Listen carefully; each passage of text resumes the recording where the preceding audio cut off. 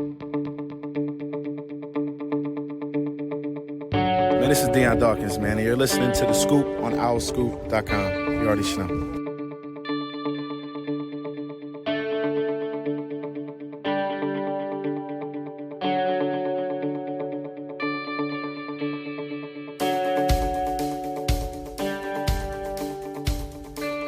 Hi, everybody. Welcome back to The Scoop, owlscoop.com's podcast. Season 7 now. Season 7, Episode 1. Joined by Kyle Gauss and our newest staff member, technically not our newest staff member, but one of our newest staff members, Dante Collinelli. Dante, Kyle, good to see you. Dante, welcome to the podcast. Tell us, I know you, I've known you for a couple of years, but tell our listeners a little bit about yourself, what you do, about your football expertise and all that good stuff. Yeah, excited to be here. This is my third year covering Temple football, technically. I started out at the Temple News, being the football beat reporter there. So I'm not completely new to the beat or anything. I actually have a pretty good baseline for that. And then I don't know if I'd qualify it as in my free time anymore as much as I do it, but I cover the NFL draft for a variety of different places. Just kind of watching and studying the game and writing scouting reports and different articles. That has very much taken over my life, though. So football for me is very much a 24/7 gig at this point. Awesome. We're glad to have you on board. Maybe we'll have Kyle run a 40 in Lot K. You can assess his draft status. What do you think I would run a 40 in? You sound like Uncle Rico and Napoleon Dynamite. What do you think I can throw that football over those mountains? I think 5'4". I think I could do a 5'4". 5'4" is pretty good. I think I can do that. I got some burst. Good. I got some burst. Now what you call an endurance guy. You get 5'4". What makes it? If you run recently, what makes you think you could run a 5'4"? Oh, John, we've talked. We don't have to get into my personal life. I lost like 55 pounds over the last year. I'm doing cardio all the time. I crush it. When's the last time you ran a mile, John? You could still be skinny and slow. I haven't run a mile recently. Right. Yeah. So what's with the coming at me part? I ran a mile like a month and a half ago. Just see if I could. But we're not trying to run a mile. Well, yeah, I know, but it makes it even better. If I can do a mile, I can do anything for 40 yards. We'll see. Let's do it. Alice Scoop Olympics. I'll dominate you. Alice Scoop Olympics, Lot K. Or we'll go to what's that lot? We'll go to the Jetro lot in the airport. Dear God. Anyway, great to have Dante on board. Sam's not with us today. Hopefully he'll be back for next week's episode. But preseason camp has officially started in a new venue that we did not expect. In case you missed it, as we first reported a couple weeks ago, Temple is, we think, going to be in preseason camp for the first couple weeks up in the Bronx at the SUNY Maritime complex up there.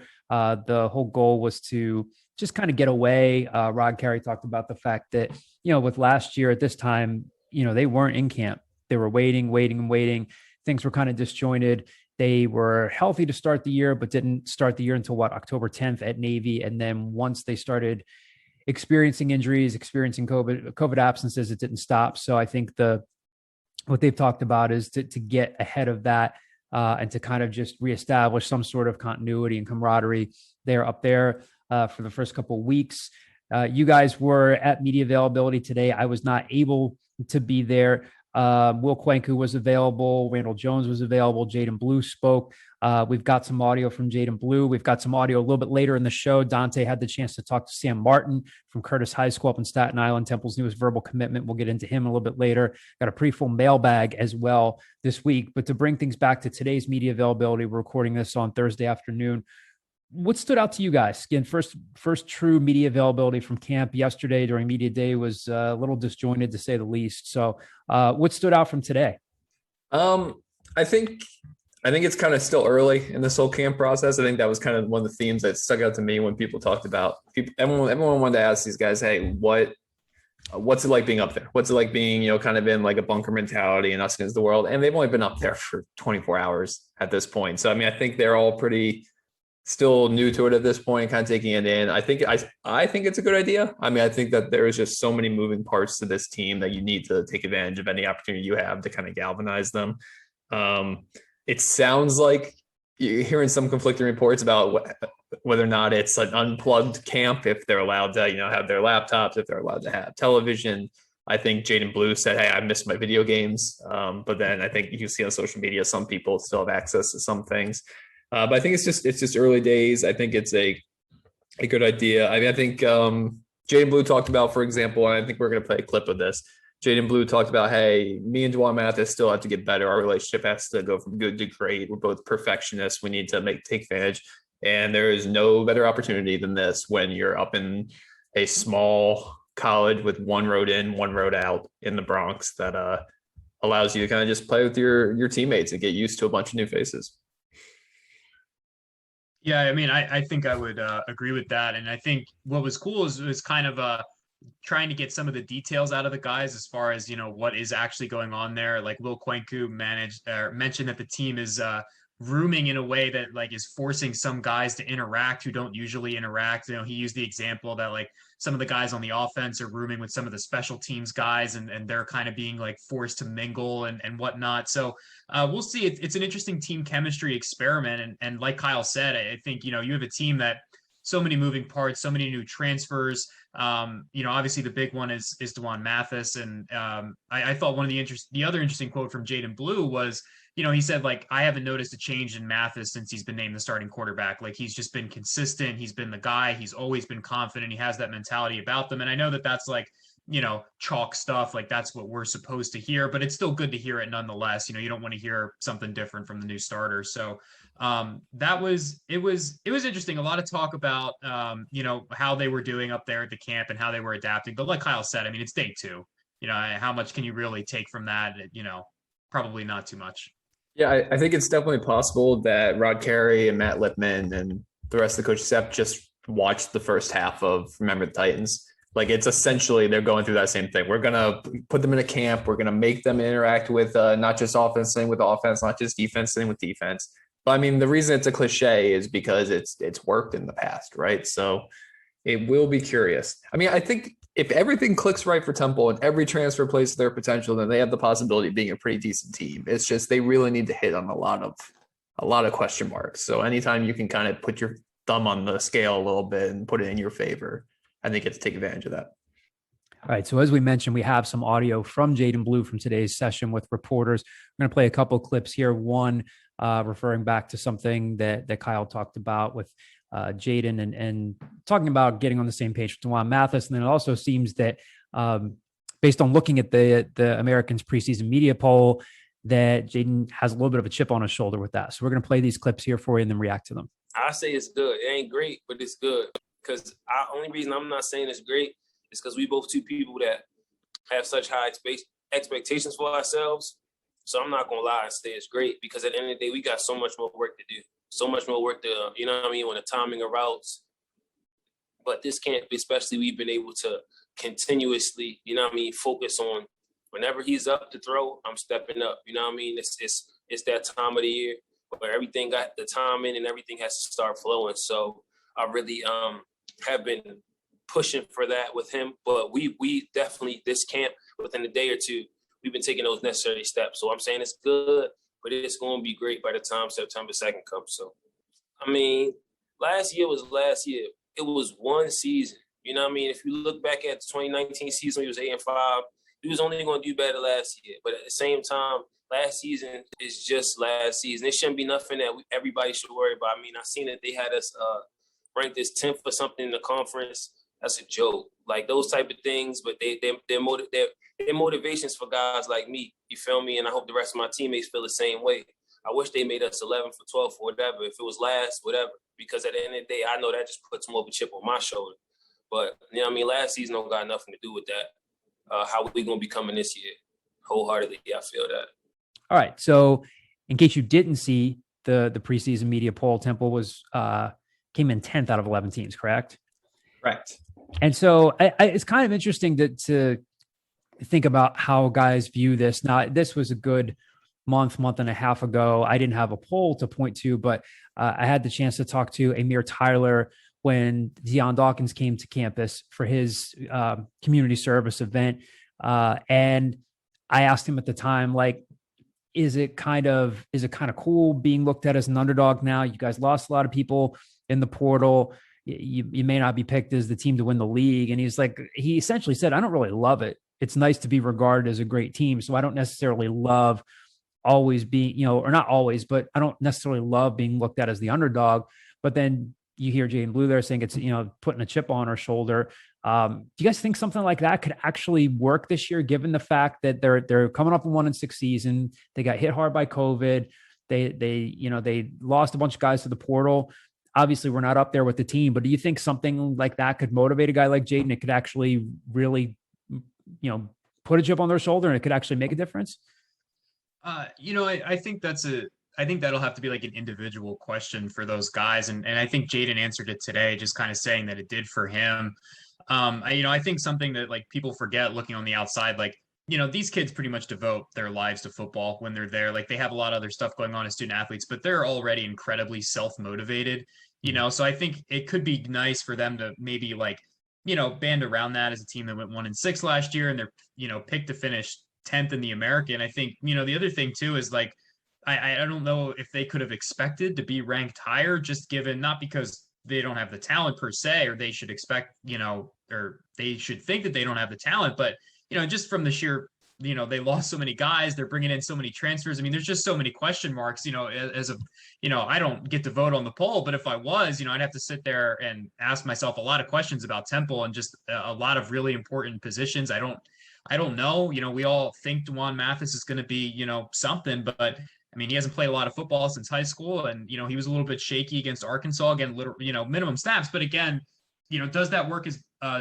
bullet board material? I don't know. I think that'll come down to each individual player. It seems like Jaden's certainly taking to it. He seemed pretty into it today, but I don't know how much stock I put into that, for the whole team. Yeah, I would agree. I mean, I think I especially agree with that part with I don't think it was reasonable for them to expect not to be that far down the poll. I mean, they went 1-6, right? They went 1-6, and then from the outside, if you're an SMU reporter and you're looking at Temple, you say, okay, they went 1-6, and then they lost a lot of guys. So, like, why wouldn't they be worse than what they were? I think they're going to be a better team this year than they were last year, but I'm probably closer to the situation than a reporter in Dallas watching this. I also think these things are usually complete BS. I think you have 10 teams in the American. If you're any team other than Cincinnati, you're probably upset with where you are right now. Like if you're SMU or UCF's been number one in the preseason poll for 3 straight years. And this is the first year they haven't been since 2007, I think, or 2008. My son is trying to ride our dog like a horse, so ignore any noises you might hear in the background. So I think there's just a lot of disappointment in general. And I would agree with Dante's part where it's individual aspect. I think if there's one time that you want to be viewed as an underdog, it's probably week 1. Like you probably want that preseason, like, hey, we can sneak up on somebody here. They might be thinking it's a rollover win and we have the opportunity to kind of surprise some people. Fast forward 8 weeks from now, when you're on week 4, week 5 of the regular season, you're not sneaking up on anybody. People know if you're good, they know if you're bad. No one's really looking past you in college football at this point. So yeah, I think it's going to be a player-by-player situation. I think it's a player-by-player. Are they motivated? Are they not motivated? Do they even know? I think there's probably a lot of players in that locker room right now that have no idea what the media voted. Speaking of, not to get us too far off track, speaking of week 1, now there were 3 Temple players that left in the portal to go to Rutgers, and one, we found out Christian Braswell, unfortunately out for the season. And we heard that knee injury, right? I think, Braswell's out for the year with a knee injury. Maje hasn't been practicing yet, but I think Shiano said that he thinks he's going to be okay, so he thinks he'll be ready. And then David Wugugu's in a fight to see the field. So I mean, I don't think it's out of the possibility. I don't think this is going to happen. I don't think it's out of the possibility if Maje gets more dinged up and isn't ready for week 1 that they don't see any of those guys. All right. So as we mentioned, Will Quink, who was available today to talk to reporters, you look at that linebacker position, and it is one where you do bring back, a couple of experienced guys. But as we mentioned, as you both mentioned, there are a lot of question marks with this team. So it's not surprising that they were predicted to finish 10th in the league. I think the American, even said in their release of the 7 years that the league's been in existence, only two of the teams that were picked to finish to win the league actually won the league. But regardless, there are question marks. We know that along the defensive line. at a quarterback. We have to see if D'wan Mathis is going to be as good as advertised. But again, you look at that linebacker position, and again, Will Kwenku started a lot of games, started every game at middle linebacker. George Reed comes back. George Reed kind of really emerged and became more of an every down player in that USF game. But you've got some other guys there, really fighting for spots. Quantel Rains, it looked like he was really seeing a lot of the first team snaps at Bubo in spring. Again, if you're wondering what that means, it's kind of like a hybrid safety linebacker hybrid. You're a linebacker. Sam Franklin. Yes. It's Sam Franklin. Imagine what Sam Franklin was. That's what it is. Yeah. Sam Franklin now seeing first team reps with the Panthers again, right? Yeah. He started a fair amount of games last year. Yeah. So let's look at that linebacker position. And again, as we move throughout, preseason camp, we'll be looking at a lot of these positions.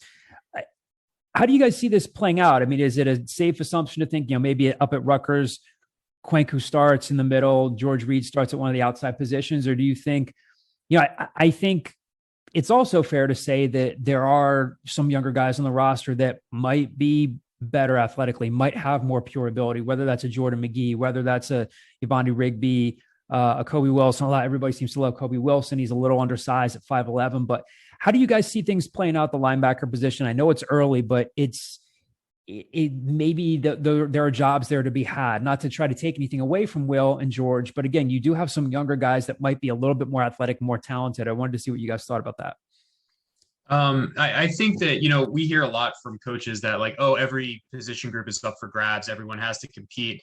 And, that's just kind of seems to be like a cliche at this point. That some positions are and some positions aren't. I mean, I think this is a really a legit competition. Will Kwenku and George Reed are really going to have to go out there and earn those spots, even though that they have the experience. And John, I think you made a really good point. I mean, guys like Yvonne Rigby and Kobe Wilson, I mean, they're just more athletic than those guys. They just bring a little bit more juice to the second level. And when you're playing in a conference like the American, so many teams that like to run the horizontal spread, I mean, you need those guys. You need guys who can get sideline to sideline, guys who can operate in coverage. And nothing against Will Kwenku, nothing against George Reed. They're both smart players. They have good instincts and different things like that. They've been here for a while, but they don't have the same young legs that those other guys have at the end of the day. Right. And that could be a real asset. So, I think it's realistic to think that maybe, like you said, Will and George get the nod, against Rutgers, and, they'll get that opportunity to kind of lose their spot. But I mean, we've heard a lot of really good things about Kobe Wilson, both in the spring and even, in between there. I mean, everybody just seems to talk about how good he's getting. So it would not surprise me if Will and George don't lock down those spots, because I just think that Temple has so many young guys, pushing them right now, and they might just be better already just because they're a little bit faster. Where do you see Kobe Wilson at?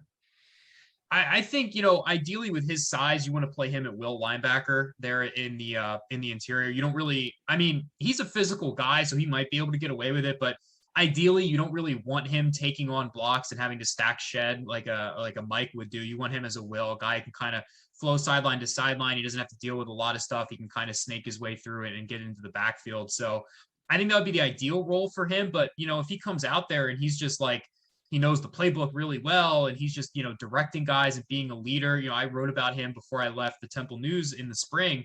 And that was one of the big things that I heard from, the coaching staff and from the players, that this kid's just a really good leader for a young player. So if they like him in that role, he could probably survive at Mike in the middle there. But I think ideally he's a will linebacker for sure. It's in the leadership council already I guess I've been in the preview, I was writing returning freshmen, because these guys are getting that year back. So yeah, so it sounds like super senior is what we're calling these 6-year seniors. What are we calling are we just calling them freshmen? Yeah, I mean, I guess we call them freshmen. I thought about calling them returning freshmen as kind of like a nod to they played last year, but they still get that year. I don't know. I think I'm going to call them freshmen, and I'm going to feel the need to emphasize true freshmen if a true freshman plays. Is probably how I'll distinguish. So for those keeping count at home, you got just true freshman, redshirt freshman. Real quick, I mean, I don't even think we talked about Jordan McGee. I mean, Jordan McGee flashed at times. I mean, from what we're kind of hearing, he might have the versatility to kind of play all three spots. Bubo seems like it might be a little thin right now if you're going entirely off the roster, where you're looking at Quantel Raines, a guy who played more of a traditional safety at West Virginia. Thomas Joe Kamara, who didn't play all that much last year, and Mahima Cargo, who only played special teams. So I guess they're either really confident, or that might be a situation where somebody like Jordan McGee or a Chauncey Moore or somebody that's played there in the past could fill in if possible.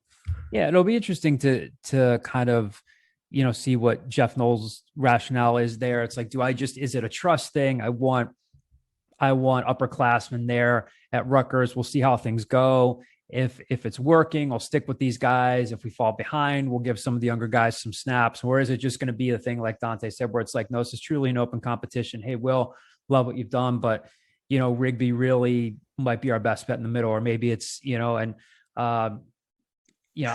be really interesting to see what kind of liberties they take there. And if they just say, hey, we realize you've done a lot here. You did a lot last year in terms of being available in a year and a season when people weren't available for a number of reasons. But I think that's really one of the most interesting positions to watch in a year where pretty much all the positions are interesting to watch. I think it's going to be a situation where if you, in January, you look at the starting lineup week 1 and compare it to the starting lineup week 9, it's probably drastically different. I think if you're going on the road against a Big Ten opponent, granted, you're not going to the Big House or even like Beaver Stadium. It is Rutgers, it's not that level, but it's still on the road. It's still a hostile environment. I think you're going to see them tend to lean towards Will Quenk, who's a 6-year guy. He's 24 years old at this point. Like, I'd rather put him out there as starting instead of putting an 18-year-old with big eyes.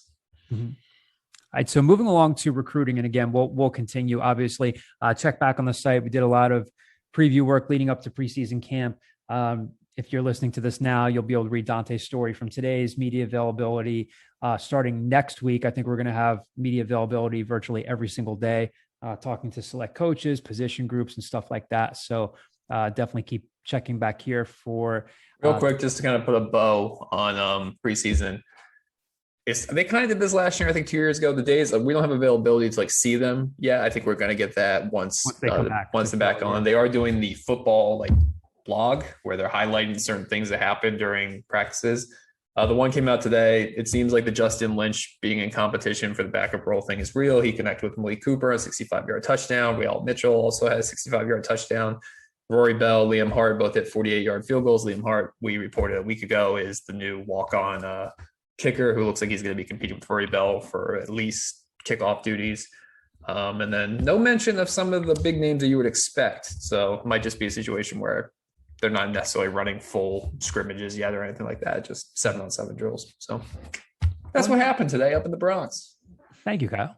Other things probably happen in the Bronx too. Yes. It's a big city. Somebody saw Babe Ruth's ghost, maybe. Anyway, on the recruiting front, since we last spoke to you on the Scoop, Temple landed its 5th verbal commitment, potentially a big piece to the 2022 class, in Sam Martin from Curtis High School up in Staten Island.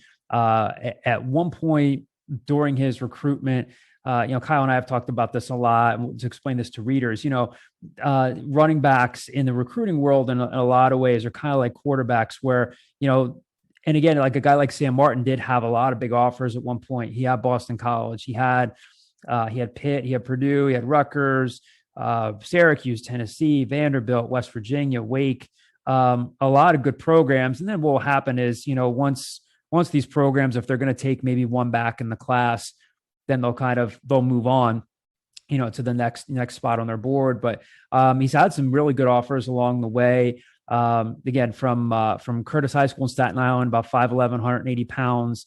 And what'll be interesting to see how this recruiting cycle shakes out too, because now going into it, I think a lot of people who cover this stuff, who look at this stuff will say, okay, how many true high school players are you going to take?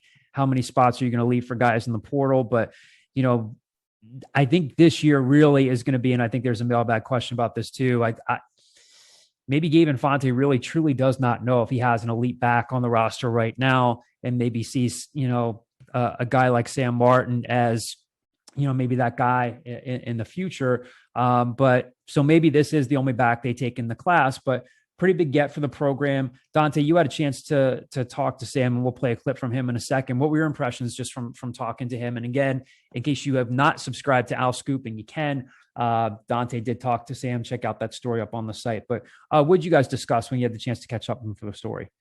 Yeah, I think the first thing that really stood out to me was, when I asked him, like, is how firm is this verbal commitment? He said, I'm shutting it down. I'm going to Temple. It's 100%. I think, most verbals these days are a little bit flimsy. So it was interesting to hear that from him. And I think that, another thing that I heard from him is just that, he's already getting ready and trying to get his body ready to play college football. That was kind of his main focus when I tried to steer the conversation on the field stuff, is just that, like, hey, like, I'm trying to bulk up. I'm trying to get stronger, like, I'm trying to prepare myself. Obviously, he still has to play his senior season of high school, but, he seems to be very much in that, I'm going to be a college football player mentality already. And it just seems like, you talk to these kids sometimes, and again, like, this is kind of my first year doing it, so I don't know how good my barometer is for this overall, but it seems like, some of the guys are, a little bit lukewarm, and they kind of, get there eventually. He just seemed like he was,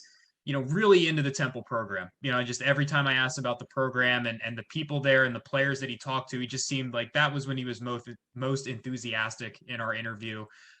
He talked about, we're going to play a clip of, what he talked about, his conversations with some of the players that he met at the recruiting barbecue last week. That was when he was most enthusiastic. So I think that those were the big takeaways that I had. I haven't seen him play a ton. But as far as what he thinks of the Temple program, I mean, he just seems like he's really excited and he's ready to get going already. Well, I mean, you did hit on the one thing that people love to ask us about when it comes time to talking about recruiting and discussing recruiting stories. On the message boards, we see this all the time. How firm do you think his verbal is? So again, of course, these are fluid things, as much as people hate hearing that, but it is interesting when a recruit comes out and says, yeah, I'm shutting my recruitment down. I mean, fans obviously always love to hear that. So you did hone in on one thing that people like to hear. So again, we'll continue to cover this 2022 recruiting class. Stay tuned for that. Temple's continued to have, if you check back on the site, when we break some recruiting information for you, Gabe Infante is the program's recruiting coordinator now. And we're hoping to talk to him sometime in the future to catch up with him. But there were some really good players from Archbishop Wood who were on campus last week. A lot of them were 2023 players, but this class is far from completed. But again, who knows if it's like a quarter of the way there, half the way there, a third of the way there, based on how many spots they're going to leave for the portal. We'll play this clip, as Sam mentioned. There's a Staten Island connection there with Ahmad Anderson and Nick Baggs. So here's Sam Martin talking about what he heard from those guys about Temple as he decided to, went about, trying to make his decision.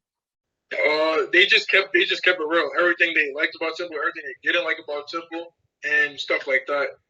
So that's what they got me on that part. Because most of the time you talk to people and they're not real about what they don't like about something because they want you to join, but they were real about it. They told me what it was. They told me what it's going to be and what they're like. And I think they're great players. All right, again, so we'll keep you posted on any updated recruiting news that's coming down the pike. We've got a pretty full mailbag, all football-related stuff, I think mostly football-related stuff. So thank you to all of you who submitted questions. Most of these come in from our OwlScoop message boards. Again, a lot of these come from screen names that we're going to read out here. A lot of football roster questions, camp questions. First one here, the screen name is T for Temple U1. Apologies if this has been asked recently, but any speculation or rumblings on searching for a permanent athletic director? I'm sure the board was focused on President Wingard's appointment, but with all the conference realignment news dropping, it's a bit concerning that this athletic department is in the hands of an interim AD, regardless of who it is. So thank you for the question. Yes, that interim athletic director is Fran Dunphy. I don't know, based on some people we've talked to, I don't know that the search for the new athletic director has started.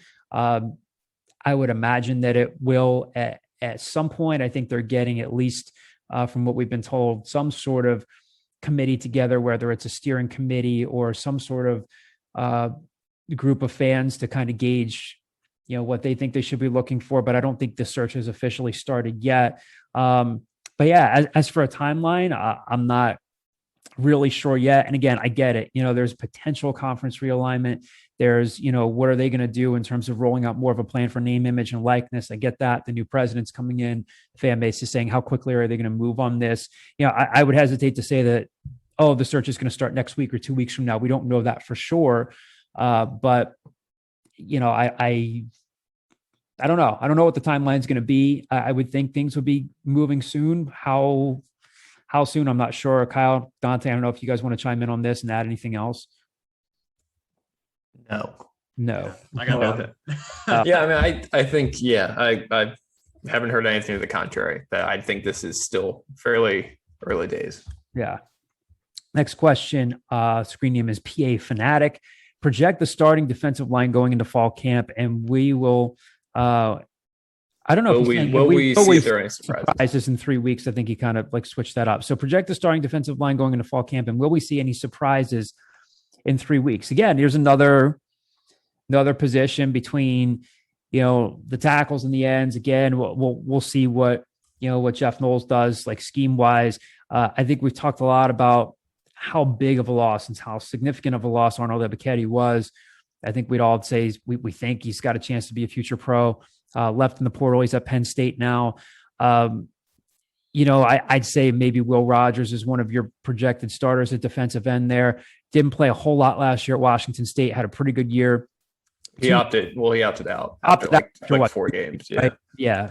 So, and again, just a guess. I think that, had Arnold Ebiketie come back, I think he was good enough to say he might have been an 8, 9, 10 sack guy. I don't know that there's a guy on this roster right now that's threatening to be a double-digit sack guy. I think you're going to have to get a lot of contributions, but I don't know who. If you guys, gun to your head right now, early August, first week of camp, who are your projected starters on the defensive line? I think Rogers and Boozer are going to fight it out for that one edge spot. I think Manny Walker you can pencil in as the other defensive end. The inside, I'm gonna say Jaquavian Mahone, the transfer from Kentucky, is gonna have an inside track there just because he's played significant ball before. The other tackle spot, I guess you're thinking Kevin Robertson. But one thing that was interesting to me yesterday in our very, very, very brief briefing from Rod Carey is, in addition to Nick Baggs, who we've been hearing positive things about for about a year, it seems like he's finally put on the weight that he might get some things. He also mentioned Darian Varner, another returning freshman, whatever you want to call him, who I think has a chance to kind of carve out a role there. So I think it's going to be, honestly, we talked about linebacker being an open competition. This is the other one. This is the position group that was hardest hit by the transfer portal. And there's a lot of snaps to be played. Yeah, the guy I was going to mention is Nick Baggs, man. Just every time we talk to a defensive player, defensive coach, Rod's mentioned him a couple times. I mean, his name is just I think him and Kobe Wilson were probably the names that we heard the most during spring practice. And, Rod mentioned them again on that very brief bus ride that we had yesterday press conference. So a mailbag question about that. All right. 12. Yeah. So I think Baggs might have a legitimate shot, even though he's I'm going to go with second-year freshman. That's a bit of an oxymoron, but I think he's got an inside track there. But yeah, that's going to be a position that's going to be really, really open. I think they're really just going to take a look at the group of guys and whoever flashes the most, whoever plays the most. I think Robertson's interesting as a guy maybe you could pencil in just because he's got that size, and they typically like to have one of those defensive tackles who's just like a pure gap eater in the middle. We saw that was kind of Dan Archibong's thing last year. So I think that Robertson probably projects best to that role of the guys that they have on the roster. So if they want to stick with that, he could be a guy maybe that you pencil in. But on the ends, I agree. I think it'll be, Rogers and Walker, if I had to guess. And I'm assuming we'll see Boozer as well get some pretty good snaps in a rotation if he doesn't win that job with Rogers. Dante, would you see, just as a follow-up, if you have some younger, more athletic linebackers like we think they might have, whether it's a McGee or I don't know if you go as far back on the depth chart as like a Thomas Joe Kamara, or do you think you could see Jeff Knowles using some of those young linebackers in certain packages to kind of say, okay, I may not have an Arnold Ebiketie in this group, I have to find other ways to bring pressure? Do you think he could open things up there a little bit?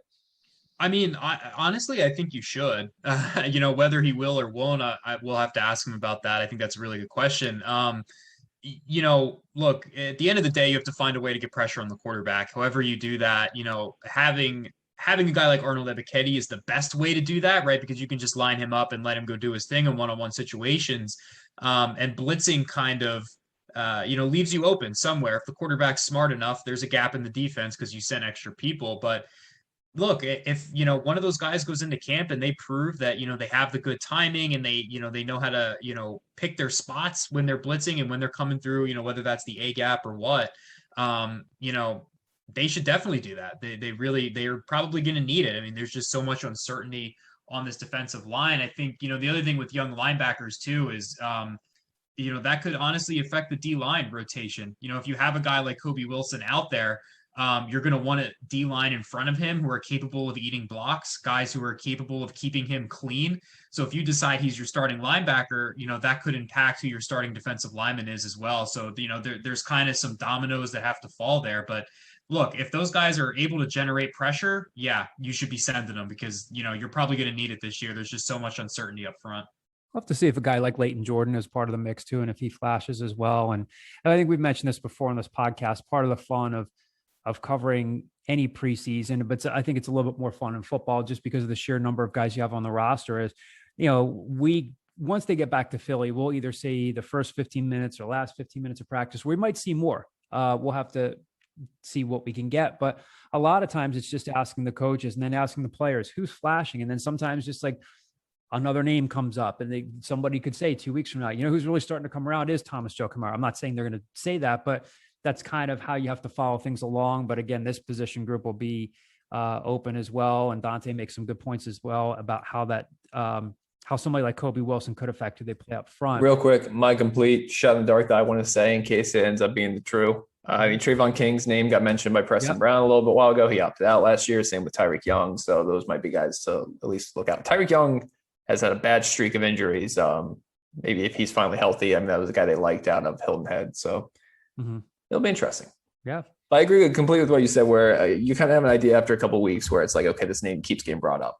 So like there must be something to it. Like you saw it in like 2014 when Sean Chandler's name kept getting brought up and then he becomes a 4-year starter and an NFL guy. So they'll be curious. And Rod typically, we're still in some ways getting to know his position coaches more, but Rod's usually pretty straightforward and honest. I mean, there was the press conference last year where, we get to the end and Jeff Collins never would have done this. I can't say I blame him because a lot of head coaches usually try to keep some sort of ambiguity, but before Matt Duncan got suspended, they're coming off the UCF game and we get to the end of our presser and then Rod says, "Hey guys, by the way, Real Mitchell's dinged up. Matt Duncan's going to get the start." We're like, whoa, thank you. So Rod's usually not the type of coach that engages in a ton of gamesmanship, like say a Jeff Collins, who says all four quarterbacks are going to play at Notre Dame. And that was just a complete crap show. All 4 quarterbacks, to say the least. And he comes back and says, 3 of them transferred out.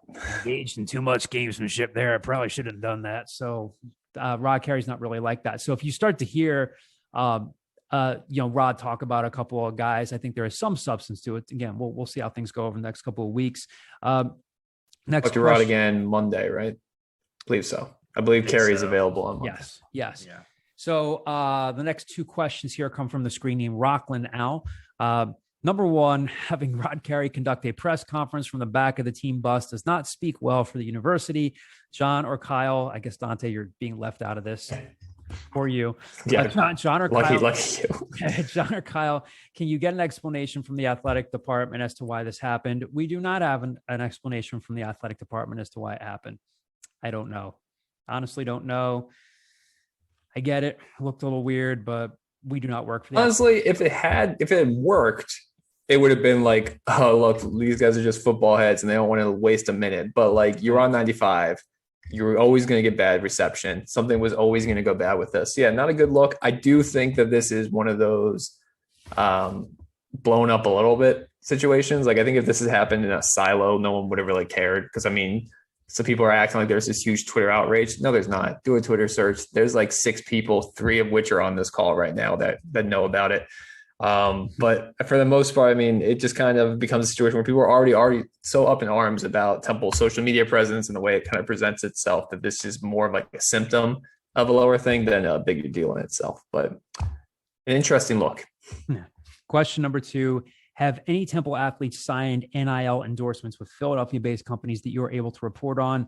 None that we know of. I would imagine The Philadelphia part, I don't know about, but I know of some NIL stuff that's been out there.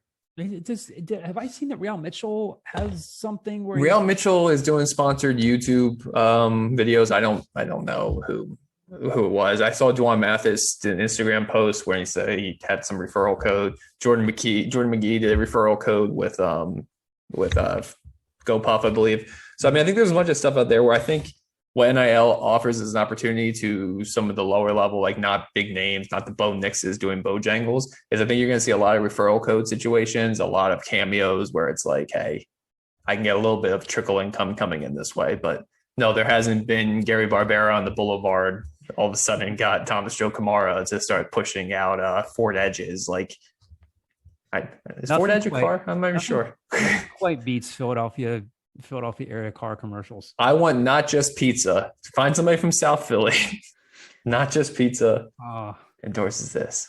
That NJP commercial that I'm going to guess that they did not get permission to sample. You down with NJP with something in Tommy? Yeah.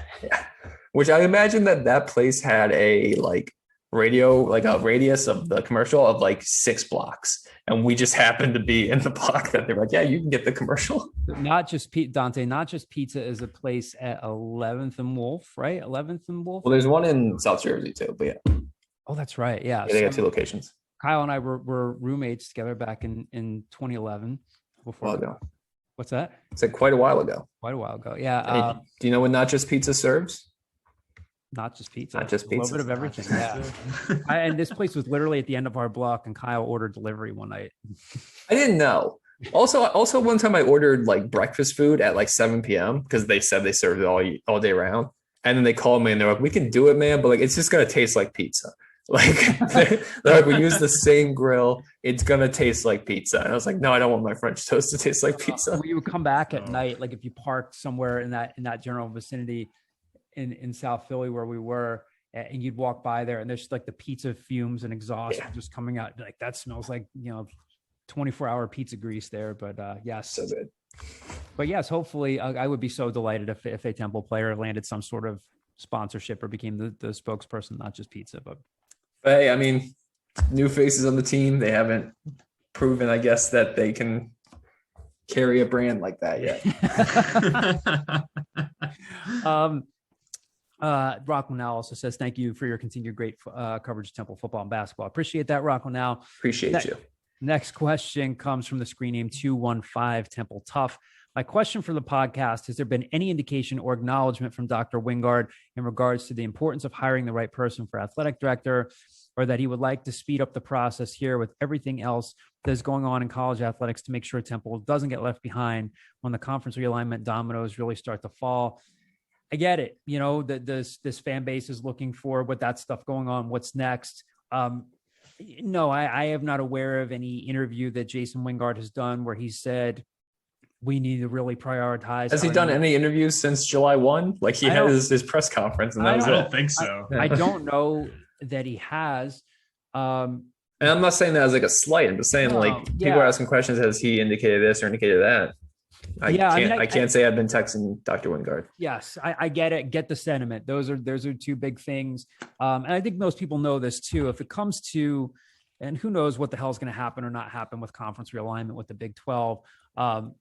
In case you don't know this is something that, like, if Temple did make any moves there, this is not a situation where you hire a new athletic director and then he comes to Jason Wingard, hey guys, just wanted to let you know to lead off our 9 a.m. meeting today, I got us into the Big 12. That doesn't, or I was able to help us form a coalition of people who are poaching teams in the Big 12. It's not how that works. Coalition of the willing, if you what's would. that? A coalition of the willing, if you would. Yes. It's not a situation where like a new athletic director comes in and gets that done. That is a trustee level thing, a president's level thing. But yeah, I totally get it. But I have not seen anything where Jason Wingard has said that. That's not to say that Jason Wingard doesn't think that hiring a new athletic director isn't a priority. I don't know what the timetable is going to be. I wouldn't expect that Fran Dunphy will be Temple's athletic director by this time next year. I'm sure you're saying like, I want there to be a new athletic director in a couple months. Don't know what the timeline is going to be, but I get it. I get the anticipation, but I don't think that he has said anything outwardly, but that doesn't mean that something isn't in the works and that they couldn't have, an RFP out soon for a search firm or something like that, whatever the process is going to be, but nothing concrete as of yet. But again, doesn't mean that he's deprioritizing it. Next question comes from the screen name West Coast Al. What running back ends the season with the most carries? It's a good question. Again, it's a super early, but again, another position where there's a huge question mark. I think I said earlier in the podcast, if I were to take an educated guess, and we'll talk Gabe Infante at some point, I don't know that he might even feel like he has a true home run back. There's some intriguing candidates there. You've got, Iverson Clement transferring in from Florida. You've got Rayvon Bonner. We don't know what you're going to get out of him coming from Cincinnati. He's got some, put up some numbers. He has a body of work in the Big Ten. You've got Tavon Ruley, who's your kind of old dependable guy, a former walk-on who was dependable last year. Is the team really as high on Ed Sadie as they appear to be in spring ball? It's up in the air. What do you guys think? Way too early prediction on how many guys, what guy's going to end the season with the most carries? This is a tough one. I think like the obvious answer is like Tavon Ruley, right? Like just because he's been here. So like, if you're a betting man, obviously there's no odds on this anywhere. At least I don't think. I think that would probably be like the odds on favorite. But I think, John, you just mentioned the guy I was going to mention as kind of a sleeper was Edward Sadie, just because that was a name that we heard a lot in spring practice. And, he certainly has the size to be a bell cow back, 5'11", 215. He could be the guy that they, want to try and, pound teams up the middle with. He certainly has that size. So we think Sadie's really 5'11"? Didn't he look probably not. There's a good rule of thumb in scouting is that teams usually add 2 inches. So if I was writing him up, I'd probably write him as like 5'9.5", 5'10". Or like if you just brought in a point guard from Newman Goretti that you're listing at 6'2". There you go. They're listing Fabe at 6'2". He's not 6'2". He might be my. He's a very good player. He might be my height. Yeah. Go ahead, Dante. Sorry about that. No, it's a good point. I don't know. Those are the two guys that popped out to me. I think like Bonner's interesting just because like he played at Illinois and like, you can kind of go back and see that, he ran, they ran a very similar run scheme to what Temple does here, just a lot of inside zone stuff. So, he's comfortable with that. So, I don't know. We didn't hear a ton about him in spring practice. So he was out. He was injured. He was out. COVID. Right? He got COVID, right? Yeah, I believe so. I believe he said he did. Yes. Yeah. So, I have no idea what to expect from him because he didn't practice in the spring. We didn't hear much about him. There's just a lot of uncertainty. So I think Ruley probably the odds on favorite. And Sadie's a guy who we've heard a lot of good things about. So maybe he's like, your sleeper or your value bet, if you will. Yeah.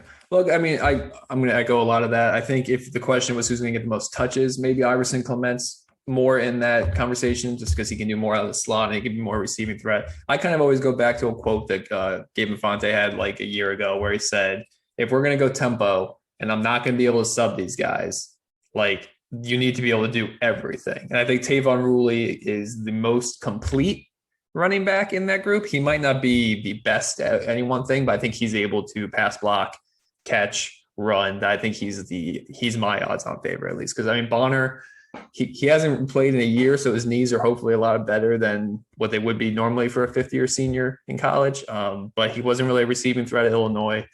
Clement hasn't shown anything yet. I would say until proven otherwise, Tavon Ruley.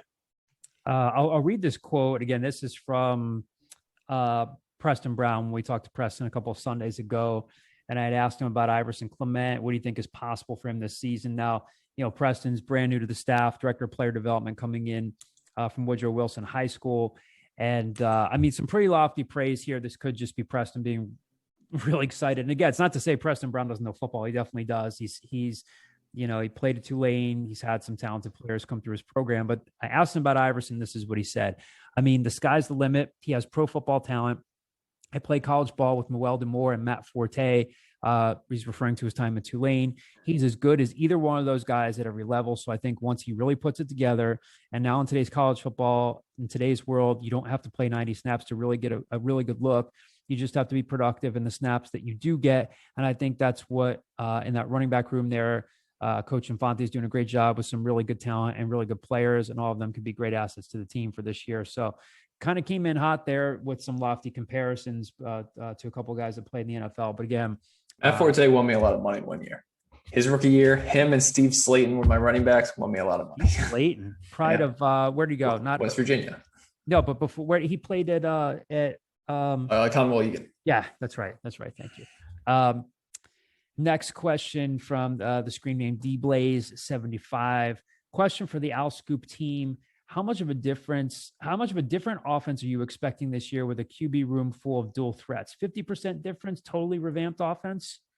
This isn't the first time I've been asked similar questions, right? Like, what does the Rod Carey or Mike Yurmich offense look like when everything's in the right place? The stat that I kind of got a couple weeks ago when I looked up at this, Rod Carey's 7 seasons at Northern Illinois. So he's 1 year as the offensive coordinator, 6 years as the head coach. His quarterbacks averaged 78 rushing yards a game. In 2 seasons at Temple, his quarterbacks have averaged 12.2 rushing yards a game. So a drastically different situation. I don't think it's all of a sudden going to be like what you saw when Real Mitchell was running the offense against SMU and they were just like really forcing it. I think they want to have a handful of design quarterback runs, but I think the bigger aspect of this is when can you check down to a quarterback run situation? When can D'wan Mathis or Real Mitchell see that my first 4 options are covered? I just got to go get 5, 6, 7 yards. So I would imagine you're going to get a lot more quarterback runs. I'm not sure how many of them are going to be like straight designed quarterback keepers. Dante, your thoughts on that? Yeah, I agree with a lot of what you said. And I think it's interesting if you go back and look at, Mathis is kind of billed as this like very athletic mobile quarterback, which he most definitely is, especially compared to what they had last year with Anthony Russo when Trad Beatty was back there. But he, even if you go back to high school, it's not like he was putting up like robust running numbers in high school. And I think that the value that Mathis is going to bring is less going to be in front of the line of scrimmage and more behind it as a guy who can, avoid pressure, create out of structure, which is something that we're seeing, have a huge emphasis in the NFL right now. If you look at a lot of the best NFL quarterbacks, that's something that they really lean on. So I think that's where Mathis's legs is going to make the most impact. Are they going to run design quarterback runs with him? Yeah, of course. And, are they going to run more zone read and read option stuff? Yeah, of course. But I really don't think it's going to be that much different. Maybe when we get Justin Lynch in there, or if, Mathis goes down and Mitchell goes back to being the quarterback, maybe we see that, drastic switch, in a couple of years, they slowly work their way, to what they're trying to build in that offense. But Mathis is a good athlete. There's no doubt about that. He's an improvement as an athlete over Anthony Russo, but, this is not, they're not getting Lamar Jackson back there. This is not a guy who's really has a huge profile of being able to beat teams with his legs beyond the line of scrimmage. So it's an improvement, but honestly, I would not expect a big change in that area. I think where you're going to see the most change is Mathis is going to be able to do things on the run outside the pocket behind the line of scrimmage that somebody like Anthony Russo wasn't able to do. Yeah, and just kind of to add on to that part, I also think that, they don't pay me to make excuses, so it's not my job to make excuses for the coaching staff. I think it was probably strange to all of a sudden go from a statue of a quarterback to having to adjust your offense and your game plan to more of a mobile quarterback once Real Mitchell got in there. Now that you got nothing but dual threats in there, you can kind of institute similar game plans every week. I think you're going to see them stretch the field more. I think you didn't see it so much in the Arkansas game because, he didn't play that much. He got dinged up. Against Florida, Mathis took some shots. So, I think he has the arm strength and how to stretch the field. And when you look at this wide receiver room, we were talking about this before we started recording, they lost the big threats in Brandon Mack, right? Like they don't have a 6'5" guy that is necessarily a short thing out there. And Ryan Stevenson might become that. Jordan Smith might become that. It's a bunch of smaller, faster receivers right now. So, I think they're going to have to try to take some shots downfield in this offense. And whether that's designed, hey, let's just do this, or if that's, hey, Mathis buying time and Jadan Blue sneaks behind them. Randall Jones has the speed to beat a lot of cornerbacks in this league if he gets behind them. So I think it should be a more exciting offense than what they've seen. Well, I mean, it's a chance too. I mean, maybe Rod Carey and Mike Yuremovich, maybe they wouldn't articulate it this way, to be so bold to articulate this way, but anybody on the staff is going to take some heat after you go 1-6. And, Sure. if you can, if they start off and they do well and the offense is cooking, then you might hear them say, yeah, this is what we always hope to do with our offense. And I agree with what Dante's saying. I don't think you're going to see so many design runs. I mean, he's still a tall, skinny guy who was concussed at one point last year. I'm sure they want to keep him healthy. I'm sure any staff wants to keep any quarterback healthy, of course, but I don't know that you're going to see, as the guy said here, 5, 10, 12 design runs a game, but it's what he can do, when plays break down and stuff like that. But if it is working, then I think you might hear them say like, yeah, this is what we always hope to do in opening up our offense. When we were in our heyday at Northern Illinois, Jordan Lynch, the older brother of Justin Lynch, who coached him at Mount Carmel High School out in Chicago, we're able to do this with them and that with them. Again, they're two different players, but I think it'll be really interesting to see what they do there. One last thing. I completely understand why, but I feel like when people look back at last year, they think like, holy crap, that offense was terrible and blah, blah. It was pretty good until Anthony Russo went down. Mm-hmm. Like, it legitimately was. Those first 3 games, they're averaging 450 yards and 33 points, and Jadan Blue has like 5 touchdowns in 2 games. Like, they were putting up some productive numbers there, and then there was just such a drastic drop off once Russo went down, and then COVID just spiraled and became kind of a clown show that there should be some reason for optimism, I think, for the offense. If there's not, if they go through another 12-game season and they go 3-9 and they're averaging 22 points a game, then some harder, bigger level questions need to be asked about some personnel or staff or structure. The final question here, and this one is from Twitter. The Twitter handle is @MattDeebs. What are the chances this team surprises? 10th in the conference poll with a freshman quarterback and a lot of turnover. Yet I'm still optimistic. Am I crazy or just biased? Is this a defining year for Rod and company? I think this kind of comes down to what your definition of surprise is. I think if your definition of surprise is like, this could be a team that's like maybe 4th or 5th in the conference, I don't think that that's totally insane. I think it's a long shot, but I don't think it's crazy. I think that would be kind of maybe best case scenario where Mathis comes out and, they're able to win 7-8 games and, a lot of the transfer guys on defense. We didn't talk about the cornerback room, on the podcast yet, but like even that's another room where they're adding, Cameron Ruiz and Keyshawn Paul. So you just have so many question marks. It's tough to predict this team. Personally, I don't know. I don't think it's a defining year for Rod Carey. I don't know if that is me just being a little bit lenient or what. I don't know if defining is the right word. I do think that they need to be better than last year, obviously. I do think they need to show some growth. They do need to show that, at least that they're steering the ship in the right direction. But I don't know if it's like a year where they need to be, one of the best teams in the conference, because I don't think that's a realistic expectation. So, if your definition of surprise is, hey, this is going to be a team that comes out and they're in all their ball games and maybe they win 7-8 games this year, I think that's like the high end, realistic expectation that you can have. Yeah. So I don't know if they get there. I think this is probably like maybe a 5-6 win team. Maybe I think is maybe more realistic, but could they get to 7 or 8 if everything falls in place? Yeah, I think they could. I don't think that's totally crazy. Yeah, I agree with that. I don't think there's any chance they go 10-2 and all of a sudden you're hosting the American Athletic Conference Championship at the Link or anything. But if Mathis is what he sounds like he is, if the defensive line plugins are able to give you a serviceable defensive line right away, then they have the weapons on offense. They have the talent at linebacker that maybe they go 7-5, maybe they go 6-6, 8-4. I think the hard part's going to be really keeping it together. The schedule, it does not do them any favors in the beginning.